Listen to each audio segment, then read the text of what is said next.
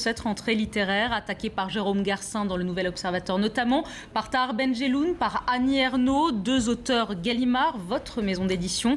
On voulait vous donner la parole, Richard Millet, et merci d'avoir réservé à iTélé votre première réponse.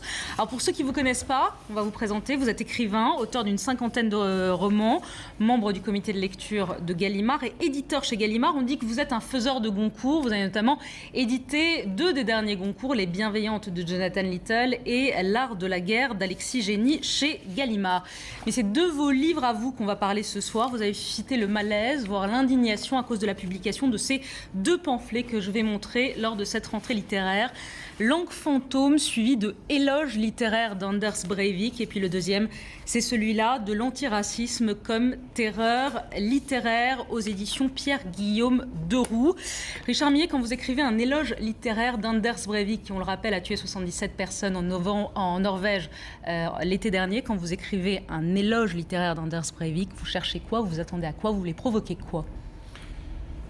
D'abord, je voudrais dire que le titre, je suis quelqu'un d'assez naïf finalement, parce que je pensais qu'on saisirait l'ironie qu'il y a dans ce titre. Éloge littéraire d'Anders Breivik.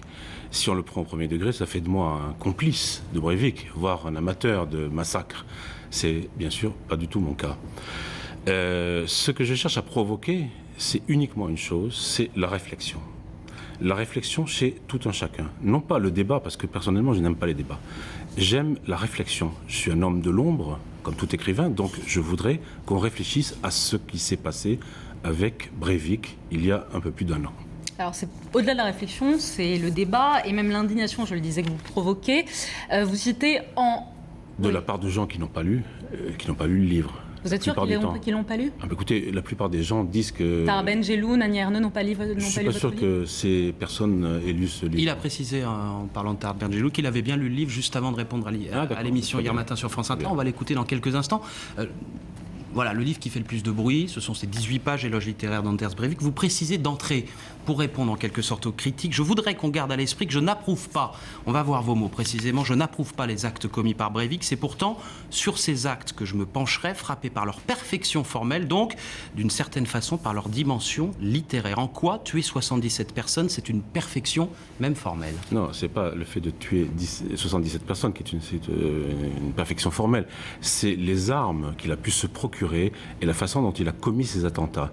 C'est quand même assez extraordinaire de pouvoir faire exploser un des bâtiments phares du gouvernement norvégien en plein jour et se rendre ensuite tranquillement dans une île déguisée en policier avec un des matériels les plus perfectionnés qui soit et tuer 77 personnes sans que la police intervienne.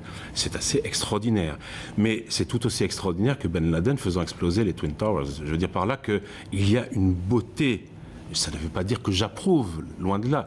Il y a une beauté fascinante du mal, de l'horreur. Vous vous rendez compte que vous êtes en train d'en faire un héros, d'une certaine manière, en disant il y a une beauté fascinante? Non, il y a une beauté fascinante de ces actes, pas de Breivik. Breivik est un monstre. Breivik est un criminel. Il y a donc une beauté fascinante à tuer 77 personnes. De la façon dont ici est pris, c'est tout. Écoutez, lorsque les auteurs de polar où les cinéastes mettent en scène des serial killers à longueur de temps, le spectateur est fasciné. Il est pris par une intrigue qui est fascinante. Il est pris aussi par le génie de l'auteur qui est mis en scène. Pourquoi d'un seul coup, avec Breivik, on ne peut pas parler de ça? Et je le condamne à plusieurs reprises aussi à l'intérieur du texte. Breivik, je veux dire, pour moi, ce n'est pas un personnage très intéressant. Alors on va écouter Tahar Benjeloun qui réagissait sur France Inter hier, si vous le voulez bien, qui est, donc on le rappelle, un auteur de Gallimard où vous travaillez. J'étais un peu habitué à son délire raciste, mais là, il va beaucoup plus loin parce que, c'est une question de quantité. Breivik, il a tué 77 personnes. Ça veut dire que la littérature ne peut pas tout. La littérature doit prendre la plume, mais pas pour être du côté des criminels et des salauds. Moi, ça me gêne beaucoup qu'il soit là, franchement. Et je suis d'accord avec Annie Ernaux qui déclare hier dans Le Monde qu'il faut qu'il s'en aille, enfin qu'il faut que c'est pas possible qu'on coexiste dans une même maison, qui a des valeurs, qui a des principes, c'est une maison quand même de qualité, qui a prouvé, et qu'on ne peut pas distinguer la technique et la morale, parce que lui a une technique d'éditeur. Il fait bien son travail, mais en même temps, il a des pensées qui sont nauséabondes. Voilà, du côté des criminels et des salauds, il vous demande à mi-mot de quitter la maison Gallimard. D'abord, est-ce que vous avez eu le grand patron Antoine Gallimard au téléphone? Il est injoignable ces derniers jours. Est-ce que vous avez pu, vous, lui parler? Non, pas du tout. Mais est-ce que vous allez quitter Gallimard? Non, je ne peux pas répondre à ce genre de questions. Je suis ici en tant qu'écrivain, pas en tant qu'éditeur. Je tiens absolument à rappeler que je suis un écrivain. J'ai agi en écrivain, un peu comme Dostoïevski parle de Netchaïev, mais Netchaïev en scène dans Les Démons. Je ne sache pas qu'on ait fait un procès à Dostoïevski et qu'on lui demandait de quitter sa maison d'édition pour avoir mis en scène des monstres dans Les Démons, des criminels. Vous voyez, c'est un procès extraordinairement étrange. Quant à me traiter de raciste, ça c'est la tarte à la crème. C'est d'ailleurs la raison pour laquelle j'ai écrit cet autre livre de l'antiracisme comme terreur littéraire, dans lequel je démontre qu'au fond, l'accusation de racisme aujourd'hui est aussi insignifiante et courante que celle qu'on adressait il y a 40 ans à ceux qui n'étaient pas communistes. On le traitait de fachos. On va en parler. Raciste, c'est exactement on va en parler justement et on va citer je vais vous lire un extrait de votre ouvrage sur le racisme. Mais donc, vous n'avez pas envie de quitter les Gallimard pour l'instant, c'est sur cette réponse. Mais je ne vois pas pourquoi je quitterais Gallimard. Gallimard est une maison dans laquelle vous avez eu la coexistence de Malraux, de Drieux-La Rochelle, d'Aragon, de Claudel, de Gide. Souvenez-vous, Gide, revenant du RSS, écrivant son retouche à mon retour de RSS, se faisant traiter de je ne sais quoi par les communistes. Enfin, voilà. Est-ce que vous ne pensez pas qu'Antoine Gallimard va exiger à un moment ou à un autre votre départ? Mais nous verrons bien. Vous verrez bien. Alors justement, je vais lire un passage de ce livre-là. Ainsi, constatant que je suis le seul blanc dans la station de RER Châtelet-Léal à 6h du soir, ou déclarant que je ne supporte pas de voir s'élever des mosquées en terre chrétienne, ou encore trouvant que prénommer à la 3e génération ses enfants Mohamed ou Rachida relève d'un refus de s'assimiler, c'est-à-dire de participer à l'essence française, tout cela ferait de moi un raciste. Vous êtes raciste? Écoutez, à votre avis? C'est pas à moi de répondre. Racisme, pour moi, veut dire la chose suivante. Racisme veut dire croire en une hiérarchie des races. Croire donc qu'il y a des races supérieures et d'autres qui sont inférieures. Ceux qui ont prôné ce genre de choses, c'était les nazis, les idéologues nazis du Troisième Reich. Je ne me sens aucune affinité particulière avec eux. Bon.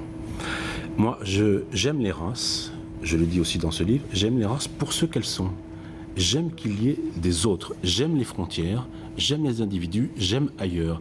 Je n'aime pas l'idée d'un immense village global, parce que global veut dire totalisant, donc veut dire fasciste, veut dire toutes ces choses qui me font horreur. J'aime aller chez l'autre. Quant à la phrase que vous avez très justement citée, elle fait référence à 3 accusations, elle relève 3 accusations de phrases que j'avais prononcées. Effectivement, on peut les décomposer.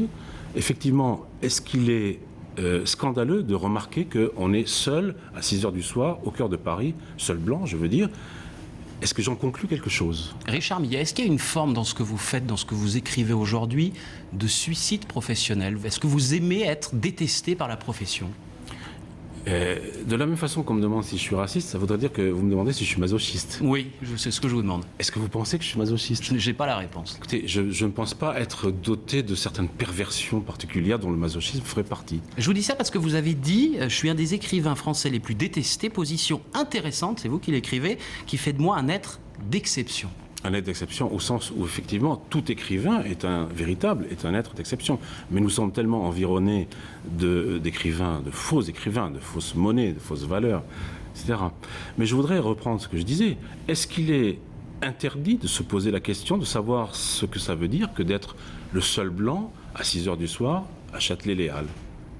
Je me pose la question, c'est tout. Est-ce que vous avez eu conscience de faire un coup médiatique en sortant ces pamphlets? Est-ce que c'est ce que vous vouliez? Non, mais pour qu'on essaie de comprendre, parce que vous avez tout le monde qui vous attaque de toutes parts.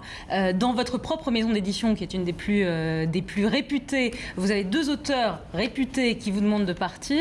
Est-ce que c'est ce que vous cherchiez? Est-ce que c'est le coup médiatique? Et est-ce que ça marche, puisqu'on vous invite et qu'on vous donne la parole?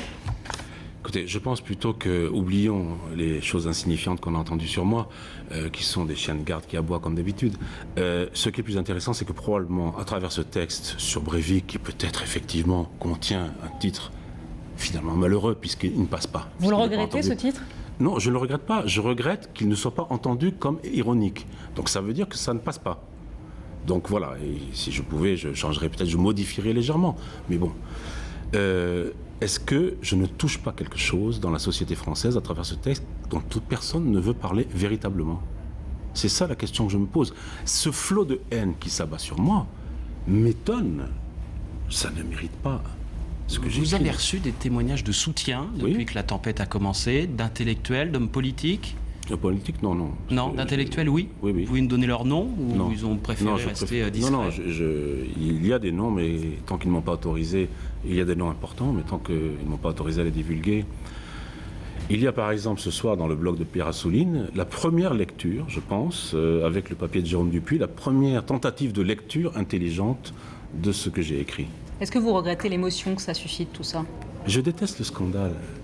Ça fait 30 ans que je publie, j'ai une 60aine de livres derrière moi, c'est la première fois que je me retrouve devant ce flot de haine. Ça ne m'intéresse pas beaucoup, c'est pas très intéressant, c'est un peu fatigant. Une toute dernière question, Richard Millet. Est-ce que vous êtes un écrivain d'extrême droite? Écoutez, je ne sais pas ce que ça veut dire, extrême droite. Je n'ai jamais voté de ma vie. Je ne suis pas inscrit sur les listes de droite, je n'existe pas politiquement. Je suis un écrivain tout court. Voilà. Extrême droite, je n'ai jamais milité nulle part, je ne sais pas très bien ce que ça veut dire. Merci Richard Millet. Merci à vous pour ces explications en direct sur iTélé. Merci d'avoir réservé.